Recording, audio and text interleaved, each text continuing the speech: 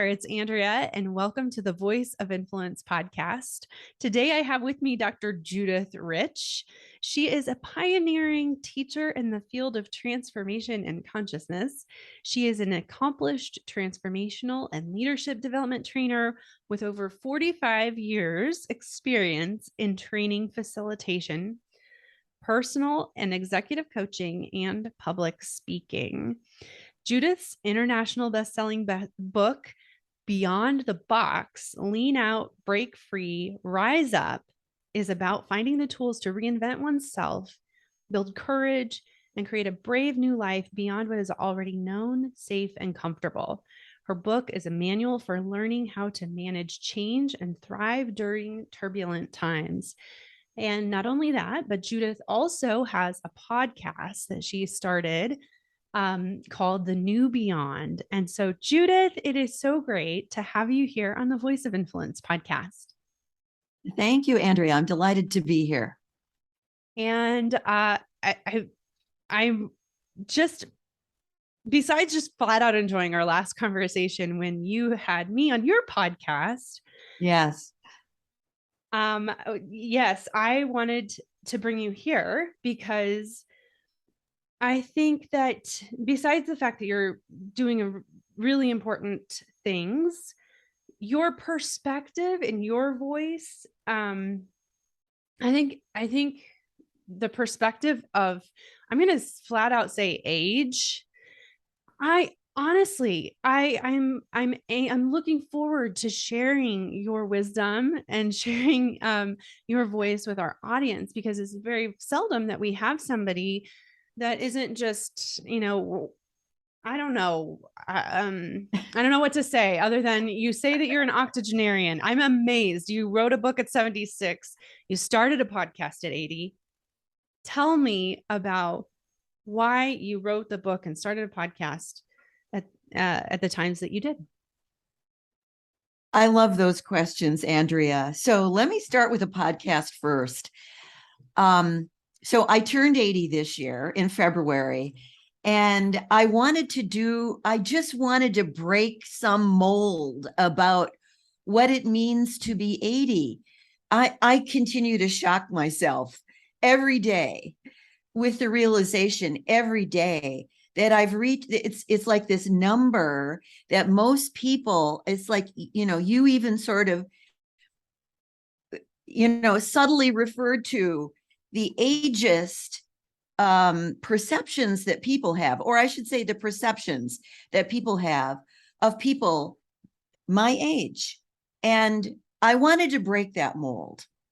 And I think I've been breaking molds probably all along the way. So this isn't new. For me to break a mold isn't new. In fact, I think I'm in the business of having of coaching people to break their own molds, right? So I'm just really walking my talk. So to start a podcast at 80, my intention was, well, this is, I want to leave a legacy.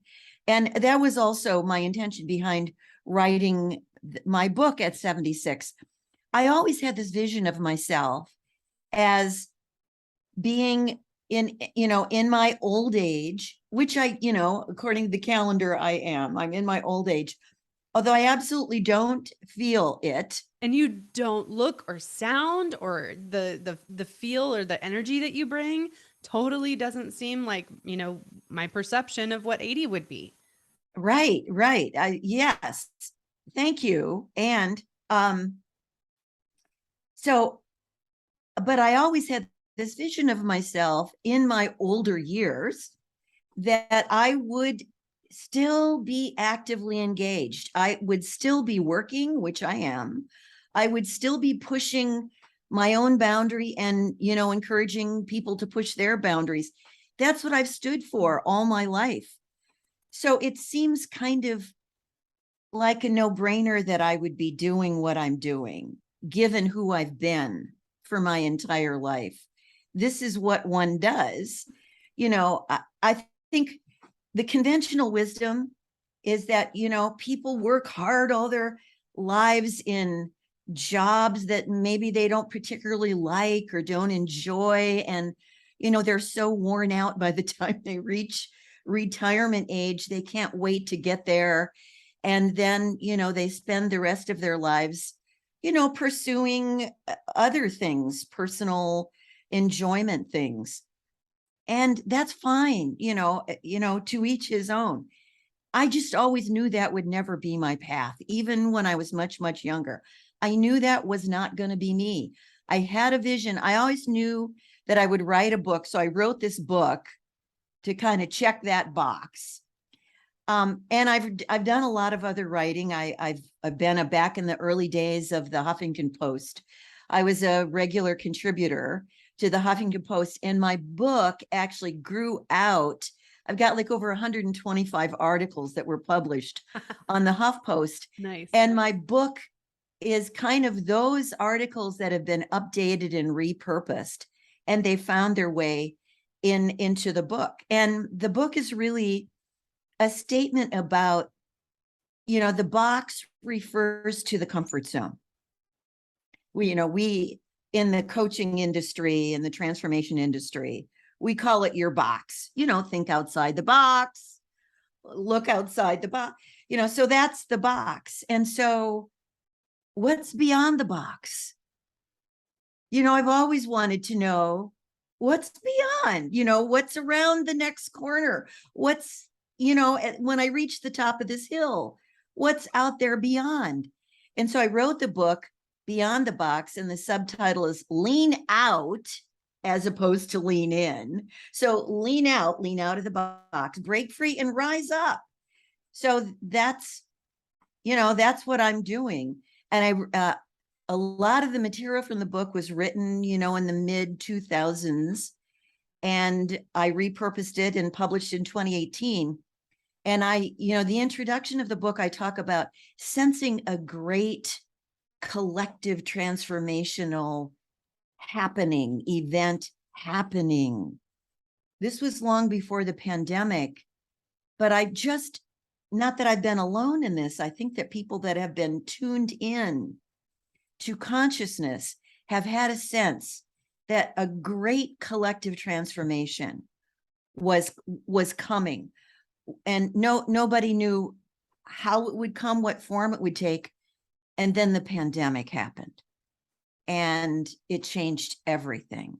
And so we were all thrust outside of our boxes, just by, this global experience.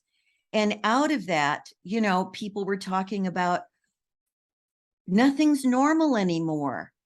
Where's normal? We as creatures, we're wired for certainty. We're wired for safety. We're wired for comfort. And all of that got ripped away so abruptly. It was like a curtain dropped and bam, the world changed. And so, I tuned in and I heard people talking about, well, what's normal? Well, what's the new normal? And I began to realize, no, this isn't about normal. Where we're going is beyond any ideas we ever had about what normal was. This is such a disruption in normal that we are beyond normal. So, it hit me, the new beyond. It's about what's beyond anything we ever thought we knew. And then I was inspired for the podcast by the Rumi poem, The Field, where he says, out beyond ideas of wrongdoing and right doing, there is a field. I'll meet you there. And that field, that place that Rumi is referring to, is what I think of as the new beyond. It's out beyond all the ideas that we ever had about what was true, what was real, what was so. So we are in a new reality, which requires that we reinvent ourselves, that we call ourselves forth, that we elevate our capacity to see ourselves and our capacity to engage in this new beyond. So that's kind of the long answer to your question, I think. Well, I mean, it was a loaded question for sure. Yes. Okay. So the sense of, first of all, it sounds very adventurous.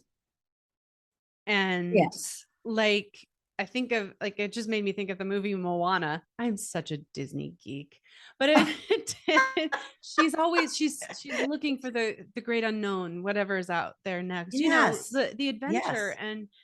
Um and and then there's, so okay, so when the pandemic hit, one of the things that it caused me to think about was that it was jolting us all out of our, yes, the comfort zones, or out of the status quo.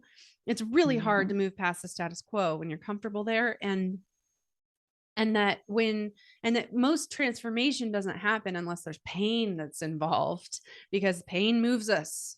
Pain's Yes. what brings us to the next whatever Yes. we're seeking, next Yes. job, next whatever. Right.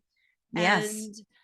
And so that idea of that, of being thrust out of the comfort zone, the status quo, put us all in a state where I felt like we had this opportunity to make a decision about, like, are we going to choose the path of transformation and growth, or are we going to hunker down and protect and stay as close to center and close to the ground as we can, because we feel so jolted by it all.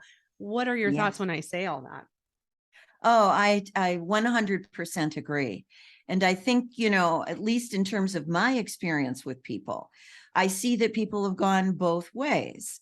I think people who haven't done much transformational work would have a tendency to want to cling to whatever they thought was the status quo, to cling to what they know, to cling to some shred of predictability. We're addicted to certainty and predictability. That's, as humans, we're wired that way. We're wired for comfort. We're wired for safety.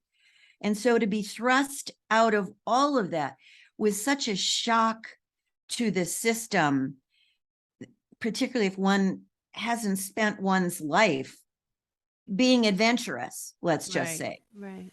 Which I've been pretty adventurous all of my life. So it's a natural thing for me. I don't know if this is truth or it's legend, but supposedly one of the last things that Steve Jobs supposedly said was, stay curious. And I see on a personal level that curiosity is one of my superpowers. And I think that it can be a superpower for people, because being curious takes us beyond the hunker down position. If I can be curious about what's possible now, given the current reality, given the way our lives have been configured, given the crumbling of a lot of the structures that, have stood for a long, long, long time, and that's no longer there, to be curious about what is now possible, I think invites one to look for opportunities, to be adventurous, to be open, and be looking for, okay, how could I be now, as opposed to how do I hold on to, or how do I cling to what it used to be, because that's what I know. It's to let go. So this is a great letting go opportunity for people. And in that letting go, I work primarily with entrepreneurs. And this has been a tremendous season of opportunity. The pandemic just blew the doors off for entrepreneurs. Oh, a lot of people. I think the rise in entrepreneurship since the pandemic has been around 25%, and maybe greater now. of new businesses coming online. And, to do that, one needs to be wired a different way than, and that's why a lot of people left their corporate jobs, was because they began to reassess their lives and reassess their values and be in a place of, okay, here's an opportunity for me to choose anew. What am I going to choose? How do I want to live? Who do I want to be? Yeah. So I think, it's like opportunity to expand and open and create and innovate, or a decision, a choice to choose from predictability, status quo, fear.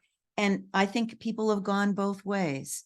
And the ones who have chosen to hunker down, at least in my view, have had a much more difficult time. Not that choosing curiosity and adventure and innovation and creation doesn't have its own challenges. There are many, many, many, many, of course.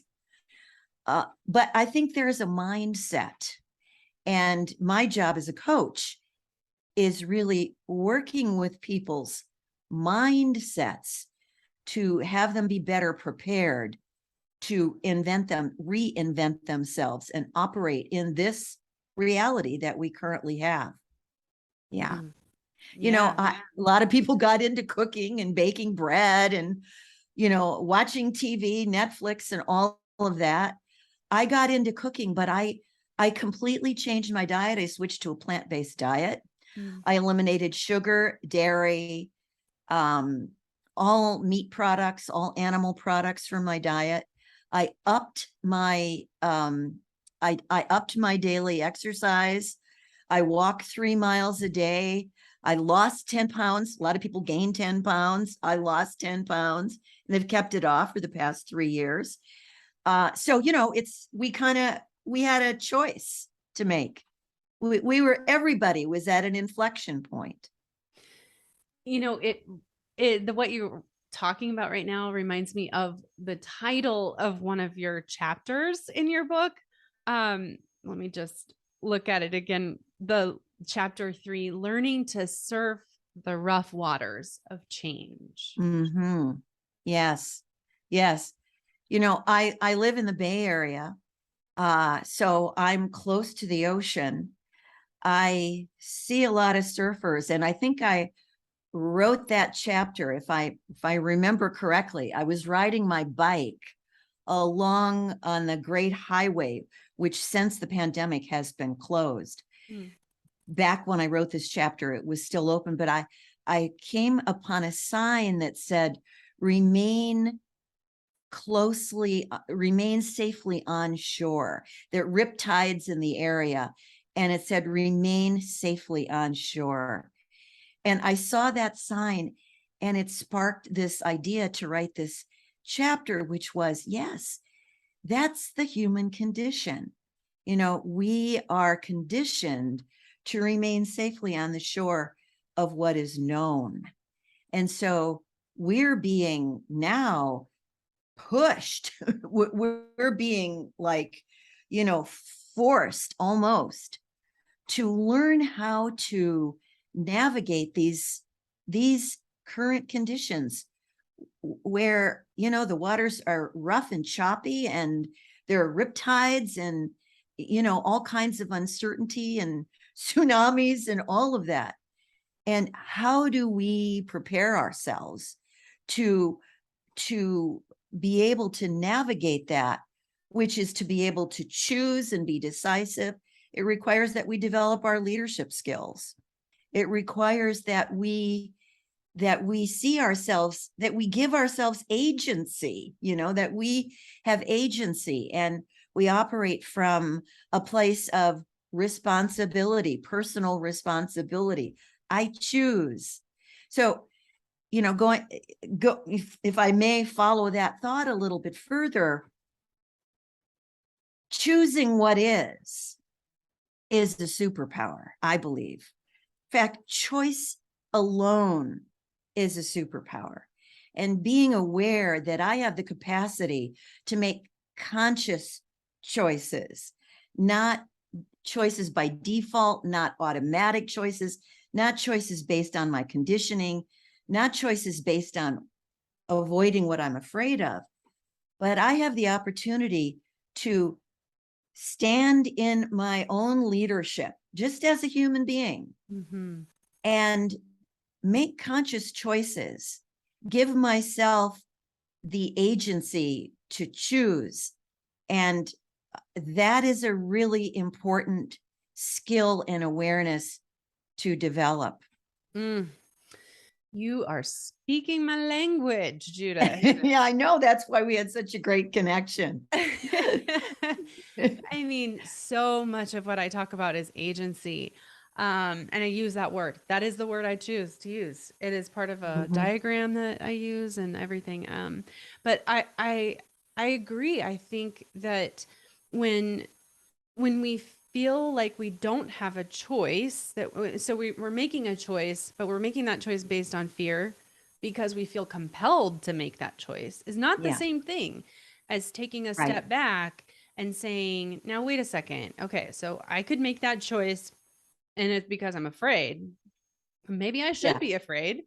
And, you evaluate everything and then you decide, I am going to do that choice based on fear because it's a really valid fear. That's different than not thinking about it at all, than just following your instincts, the instinct to protect, the instinct to follow the fear. That's a little different. So realizing that you have agency and choice is super important. That's such a good point. Yeah, I think it's a very powerful place to stand in one's life. And also, most of what happens in life, we have no control over. I think we have control over maybe 2% of everything that happens. So most of what's occurring in one's life, we don't have any choice about, or we don't have any control about, excuse me. We have a lot of choice about how we're going to be with what happens. So we do have control how we're going to be with what happens. And we can choose one of two ways. We can choose to reject and avoid and deny and hunker down, or we can choose to choose. So I coach people, look, you can put all your energy into avoidance, or you can choose what is. Now, I see that as kind of a bridge to accessing one's power, because until I choose what's right in front of me, whether I like it or not, whether I wanted it or not, whether I consciously brought it into my life or not, it's there. And so when I can say, okay, this is here, I choose this. I don't like it, I don't want it, but I choose it. The minute I choose what is, I've freed myself up from my resistance, from my avoidance, from my denial. I'm now in an opening. So when I choose this thing that's already there, I can now access, okay, so now what? I choose it. Now what? How do I want to be with it? How do I want to move through this? How do I want to manage this? But I can't access any of that as long as I first reject it. How do you reconcile or explain the differences or the similarities between choosing what is and this concept of surrender? I'm curious what your thoughts are on that. Well, I think they're pretty much one and the same. To surrender, I believe, is a very active state. It's not a state. It's not equivalent to giving up. It's a very active state of choosing the moment. In other words, I surrender my resistance. I surrender my fear. I surrender my denial. I surrender my avoidance. I surrender my unwillingness or my need to hold on or my need to be in control. I surrender all of that to allow myself to be with what is. So I think they're pretty much one and the same. Surrender is, I believe, it's a very enlightened consciousness, high state of consciousness. Okay. Continuing on this theme of choosing, one of the things that you touch on in your book is that I'm going to kind of paraphrase in my own words, but that the stories that we tell ourselves, the expectations that we put on our own lives, these are often born out of expectations and stories that go back generations. Yes. One of the stories that you tell in your book is a story about your mom when she was 8 years old. Yes. Would you recount that story to us and explain how it impacted you later on in life, in your life? Yes. Thank you for asking that question. First of all, I didn't even learn about this event in my mom's life until towards the end of her life, until she was in her mid-80s. She died at 91. So when she was in her mid-80s, my father passed away, and my mom came to stay with me for a period of about 9 months. And during that time, I got to hear a lot of her stories that I had never heard before. And this was one of those stories. And so this story is that my mom was one of 10 children and the only redhead in the family, bright, flaming, gorgeous, wavy red hair. And her aunt had no children. My grandmother's sister, her Aunt Alice, had no children. So one day, unannounced, Aunt Alice came to visit, and my grandparents lined up all their children in a row. Nobody knew what was happening. Nobody was advised what was going to happen. Lined up all the children in a row, and Aunt Alice and Uncle Frank walked down the line of 10 children, and they picked my mother. Now, as my mother tells the story, it was because of her hair, because her red hair, she stood out from all the others. They picked my mother and they took her home with them. My mom didn't know what was going on. Nobody asked her permission. Nobody asked how she felt about it. Nobody advised her ahead of time that this was what was happening. So they took my mom home, and for 3 weeks, nonstop, she cried. And they took her home expecting to keep her. Yes. Right? Oh, yes, they took her home. Her parents, my grandparents, gave my mom to her aunt and uncle. Ugh. They because they didn't children. have children, right? They didn't have children. Yeah. Grandparents had 10. Hey, one less Take mouth to feed. Oh. Right. Expecting to keep her. And my mother, of course, you can imagine, 8 years old, she's devastated. Oh, yeah. She cries nonstop for 3 weeks. Aunt and uncle takes her back home to her family. Never mind. This isn't working out. So, as my mother tells me this story, I think I was in my maybe 50s when I learned about this. And then she also tells the story how it impacted her in the rest of her life. Oh, yeah. Which really is how I saw her. She was insecure. Yeah. She was no longer secure that she had a place in the family. So she did everything that she knew how to do to ensure that she wouldn't be given away again. She took care. She was one of the older ones in the family. So when school was out, all the kids are walking home from school. My mom stayed back. She was always the last one to come home because she made sure that all the kids made it home safely from school. And, my mom, really, my mother was an amazing woman, but she didn't have a lot of confidence. She, and now I understand why. I understand what shaped her. My mother always lived in the shadow of my dad, who was strong and a leader and, courageous and all of that. My mom lived in my dad's shadow. And then when my father passed away, all of these stories came out about her. I didn't really even know that much about my mom until after my father died, and she began to unload all of her stories, all of her feelings, everything.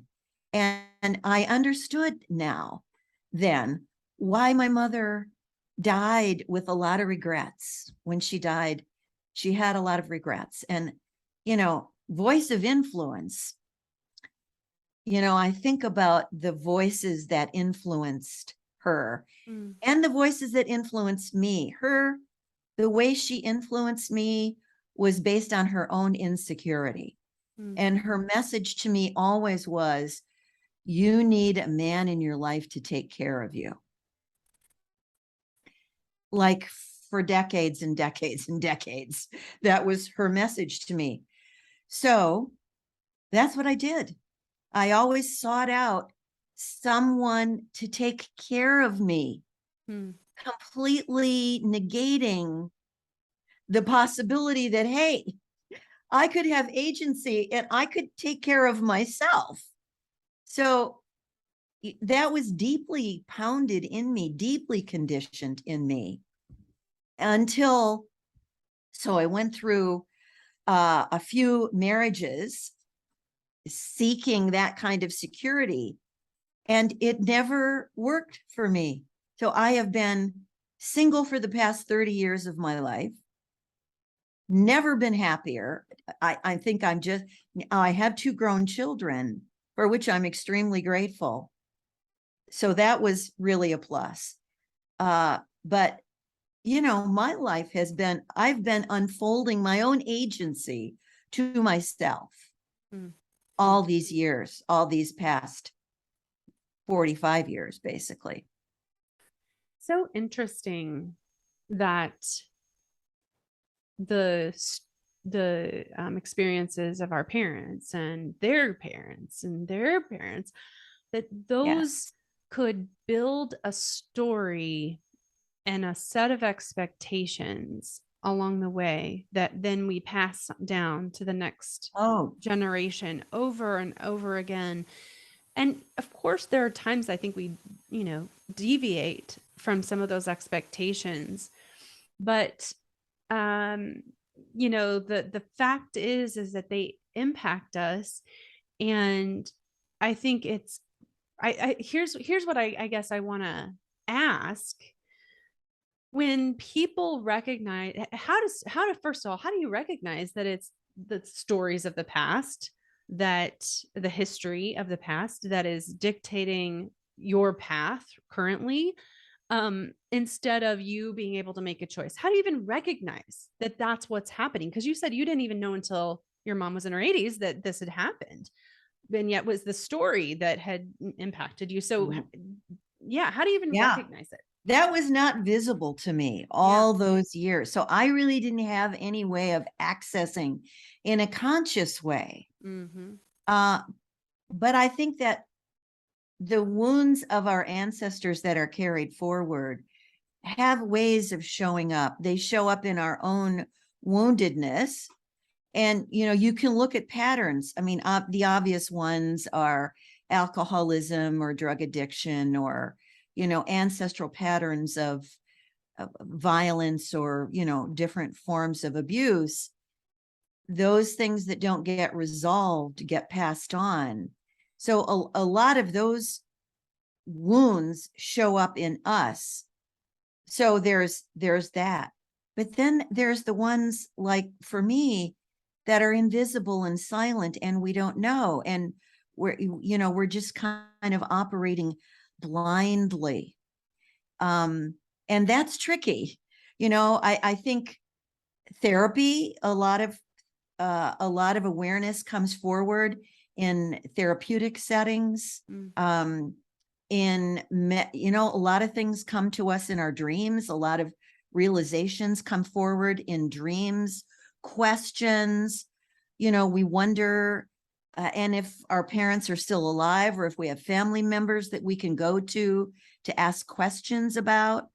But again, it comes back to curiosity. Am I curious enough to do the excavation, to do the digging work, to find out? If I can tell a quick story here. Many, many years ago, I was working in Russia on a regular basis. I was traveling to Russia every 6 weeks. And I was doing transformational training work with Russians.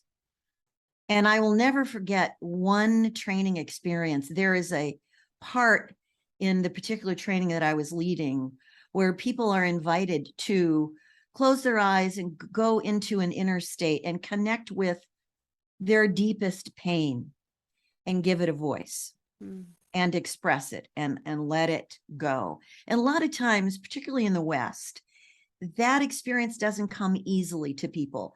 People don't really have permission in a setting like that to express and release and experience and to immerse themselves. But the Russians absolutely went for it. And this particular training that I'm recalling here, we were in this experience and they were just going full on, a whole room full. I don't know, there were maybe 60 people.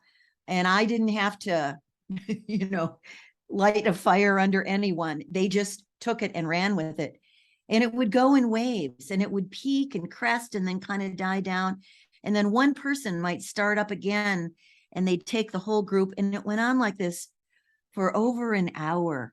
And when they finally rode that wave to the end, to shore, so to speak, the room became silent. And I just let them be in the silence because it was so palpable. The energy was so palpable.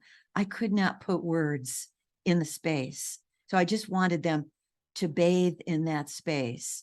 And then, after an appropriate period of time, through my interpreter, I asked them, what was this? And what they said, I'll never forget. They said, this was the suffering of the world. They had a conscious awareness. So there is a term in Russia called Ruski stradania, which is Russian suffering. The Russians are very identified with suffering. So Ruski stradania is Russian suffering, but they were expressing the collective suffering. They realized that a lot of that wasn't even theirs. It wasn't connected to their own story. So I think, I share this because I think experientially, we will reach a point where we're ready to know, where we're ready to see, where we're ready to hear, where we're ready to learn, where we're ready to deal with whatever that ancestral wounding is. That kind of takes me back to what we were talking about before with the pandemic and status quo, and it takes pain to move out of move on, to move past it. And so I kind of wonder if there are red flags that indicate that maybe there's something a little off, like feeling pressure, feeling overwhelmed, feeling some of those negative the things that we associate as negative feelings that are making us uncomfortable. And then to be able to take a step back and say, okay, so what is this? I might not be able to identify where the origin of this comes from. Yes. But I can identify that maybe there's something here that I could question. Yes, absolutely. 100%. Something feels off and you can't quite put your finger on it. Or, a lot of times in children, if children are mistreated by a parent, and they don't dare speak about it. Yeah. They don't dare express it, but it comes out in their behavior. I think there are all kinds of red flags. Yeah. Mm-hmm. And it surfaces in many ways, in distorted thinking and distorted behavior, distorted choices. I think addiction is one's attempt to escape the pain that may or may not be one's own. Yeah. But to, drown one's sorrow or medicate one out of feeling their pain.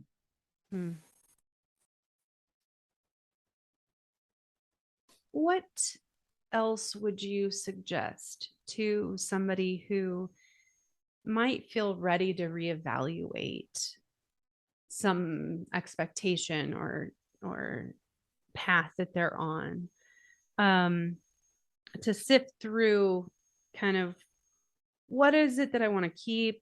What do I want to let go of?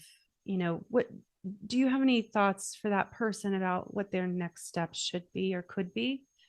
Well, clearly, I think that we don't do this kind of work by ourselves. Humans are not inclined to do that kind of inner investigative work. In fact, I think to a large extent, we really cannot do it by ourselves because we have blinders and we can't really see what we can't see. So it really requires some kind of partnership with a trusted person, whether that's a therapist, a counselor, a coach. It might be a coach.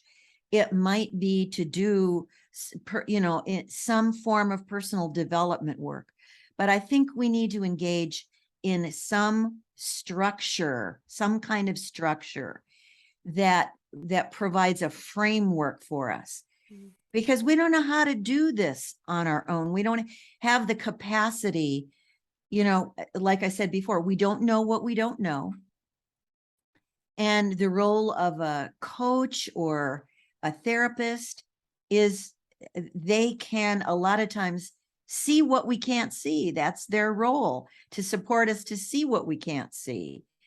They can hear what we're not saying. I'm always listening as a coach.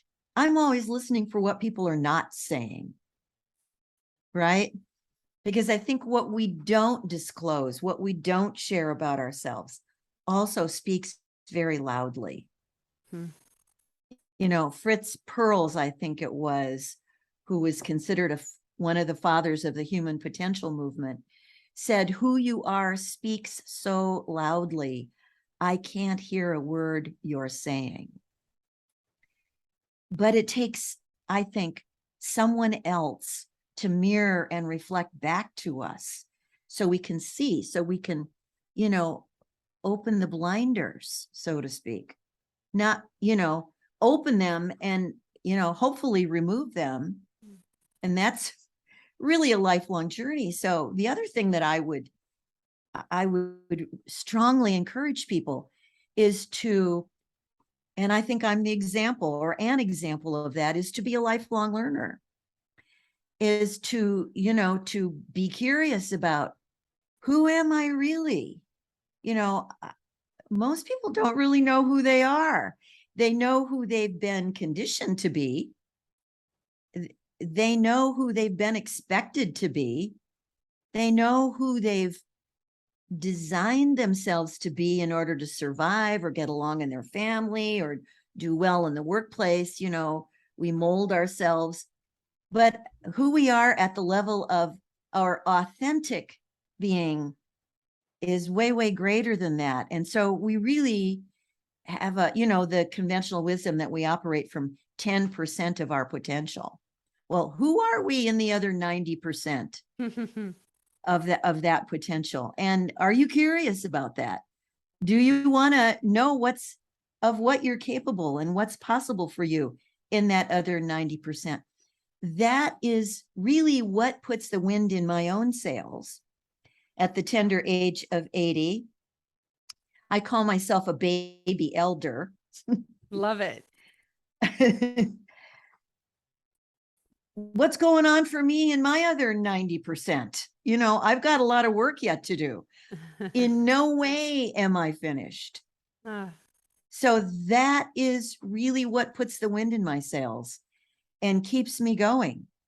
Because I know there's a lot more wherever I am at this stage of my life. Seriously, 10%. I've got a lot of work to do, but I look upon it as joyful work. Yeah.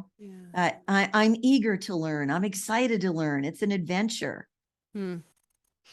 Reminds me of one of my guests, Jeff Goins, back, it was probably 5 years ago when I interviewed him.